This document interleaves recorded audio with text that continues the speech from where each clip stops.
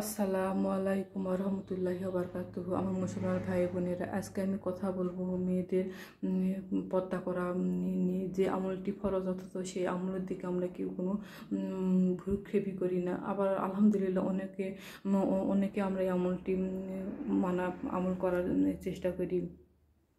মুসলমান বোনেরা, আচ্ছা বলেন তো, এখনই যদি আপনি মারা যান আপনার কি হবে? আপনি কি বলতে পারবেন?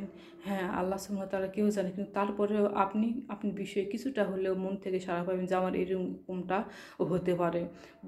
আর আমি আপনাদের একটু কথা বলে যেতে চাই, রাস্তার ধারে যদি একটি কলা যদি খোসা ছাড়ানো থাকে আর ওই কলা যদি আপনাকে খেতে বলে, আপনি কি খাবেন? মনে হয় না যে খাবেন। তাই বলছি বোনেরা, আপনারা পর্দা করুন। কেন বেহায়াপনার সাথে থাকেন? কেন বেহায়াপনার নিজেকে নিমজ্জিত করে রেখেছেন? কেন নিজেকে ধ্বংসের দিকে নিমজ্জিত রেখেছেন? কেন আপনারা শয়তানকে খুশি খেয়েছেন? কেন? এই প্রশ্নের উত্তরগুলোকে আপনি দিতে পারবেন যে কেন কেন কেন পারবেন না? আমি বলি শোনেন মুসলমান বোনেরা, আমি আজকে আপনাদের দাওয়াত দিতে চলে আসেন আল্লাহর পথে, চলে আসেন আল্লাহর দিকে, চলে আসেন আল্লাহর সাফল্যমণ্ডিত রাস্তায়, যে পথে হযরত সাল্লাল্লাহু আলাইহি ওয়াসাল্লাম চলেছে, আমাদের সেই পথে অনুসরণ করতে হবে।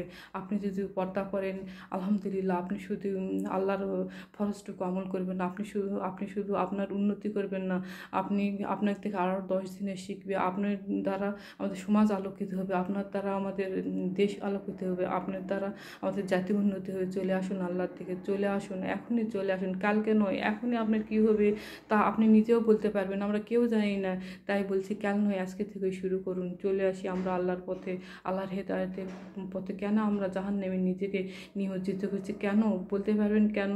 আমরা কেউ বলতে পারবো না কেন। তবে হ্যাঁ, আপনারা যদি এখনই পদক্ষেপ নেন, তবে ইনশাআল্লাহ তাআলা জাহান্নামের আগুন নিভানো আমাদের পক্ষে সম্ভব।